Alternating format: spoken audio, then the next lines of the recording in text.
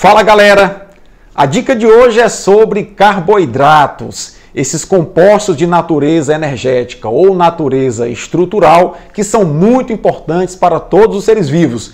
Além disso, no final do vídeo, se liga aí, nós vamos comentar uma questão do Enem. Pode rodar aí a vinheta.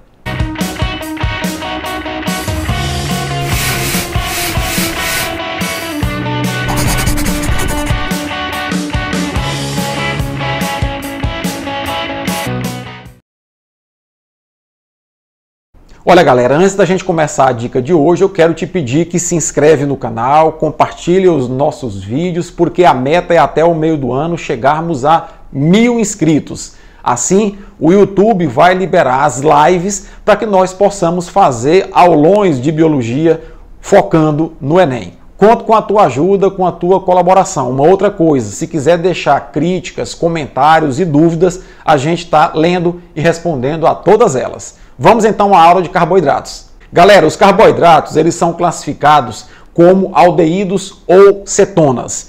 Na verdade, eles são polidroxaldeídos ou polidroxcetonas de natureza energética ou natureza estrutural. Mas foi-se o tempo em que nós tínhamos que decorar as fórmulas moleculares e as fórmulas estruturais dessas moléculas. Nada disso. Nós temos que nos apropriar das competências essenciais sobre carboidratos e treinar nossas habilidades resolvendo as questões. Por isso, eu te convido a gente dar uma olhadinha rápida na competência da classificação dos carboidratos. Vem comigo. Galera, os carboidratos são classificados em monossacarídeos, disacarídeos ou polissacarídeos. Os monossacarídeos são os carboidratos mais simples, eles não são hidrolisáveis e possuem de 3 a 6 átomos de carbono, sendo os mais importantes aqueles com 5 e com 6 átomos de carbono. Já os disacarídeos são formados pela união de 2 monossacarídeos por meio de uma ligação glicosídica e eles são hidrolisáveis quando essa ligação é quebrada, liberando os 2 monossacarídeos. Os polissacarídeos são os carboidratos mais complexos, também são hidrolisáveis e são formados pela união de mais de 10 monossacarídeos unidos entre si. Galera, essa é a classificação dos carboidratos que a gente tem que saber para poder avançar na compreensão desses importantes compostos orgânicos. Vamos continuar. Os monossacarídeos podem ser pentoses ou hexoses, são os mais importantes. Esquece triose e tetrose, nada disso. As pentoses são 2, a ribose e a desoxirribose. E eu estou te mostrando nesse slide que a ribose é o açúcar presente na molécula de RNA e a desoxirribose é o açúcar presente na molécula de DNA. Com isso eu demonstro a vocês que os carboidratos são muito importantes na estruturação das moléculas de ácidos nucleicos. Vamos continuar na classificação dos carboidratos. Pois bem, se os monossacarídeos formados por 5 carbonos são as pentoses que são importantes na constituição dos ácidos nucleicos, os monossacarídeos formados por 6 carbonos são as hexoses. A glicose é uma das hexoses que é muito importante no processo de respiração celular, fornecendo energia para as células. A frutose é o açúcar presente nas frutas, que também é importante nos processos de obtenção de energia. E a galactose é o açúcar monossacarídeo presente no leite. Esses açúcares monossacarídeos, é sempre bom lembrar, não são hidrolisáveis, eles são absorvidos direto pelo organismo. A síntese, portanto, é que o primeiro grupo de carboidratos, chamados monossacarídeos, eles são carboidratos simples, não hidrolisáveis, formados principalmente por um grupo de carboidratos de 5 carbonos, as pentoses, constituintes dos ácidos nucleicos, e um outro grupo de carboidratos de 6 carbonos, as hexoses, de natureza fundamentalmente energética.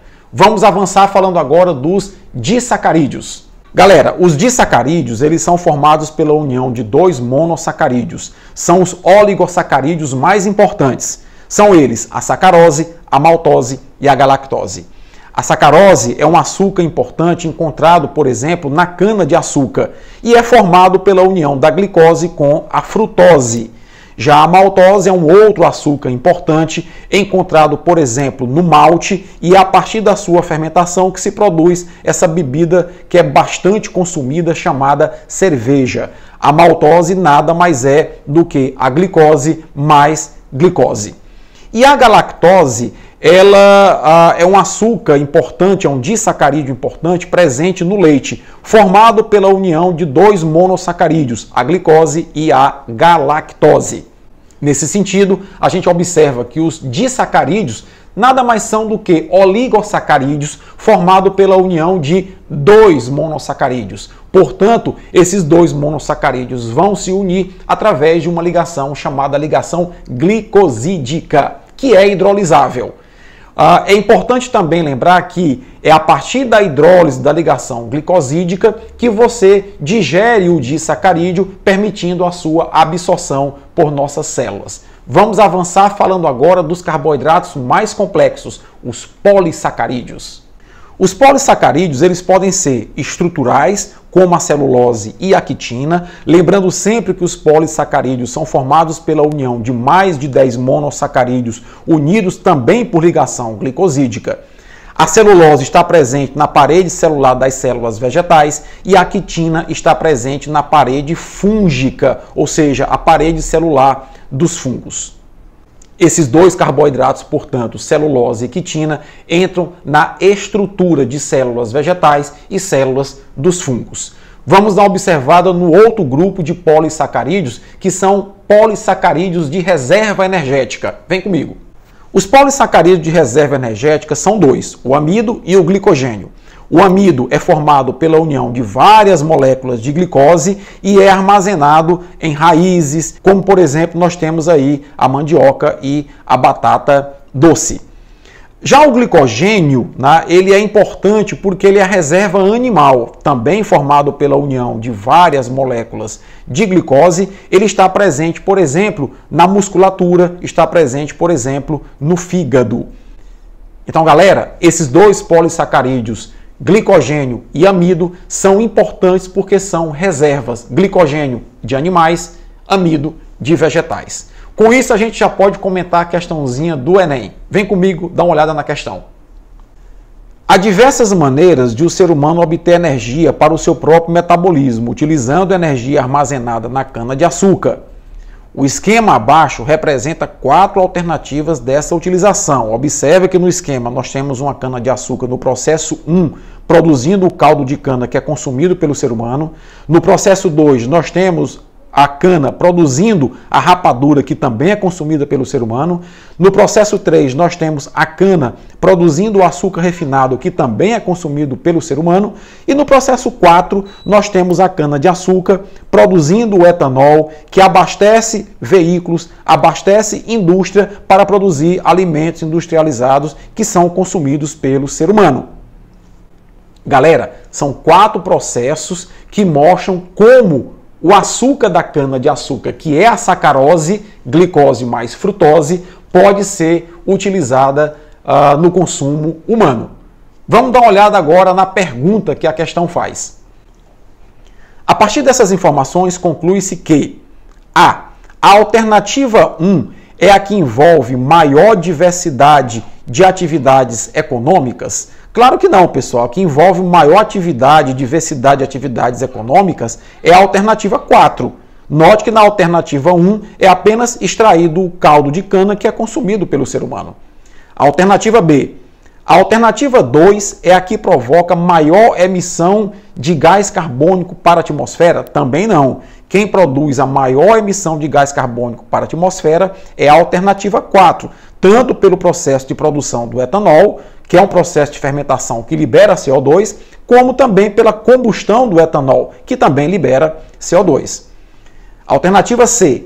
As alternativas 3 e 4 são as que requerem menor conhecimento tecnológico? Claro que não. A que requer menor conhecimento tecnológico é a alternativa 1 e a alternativa 2, que é simplesmente a extração do caldo de cana para o consumo do ser humano via caldo de cana ou rapadura. Letra D de dado.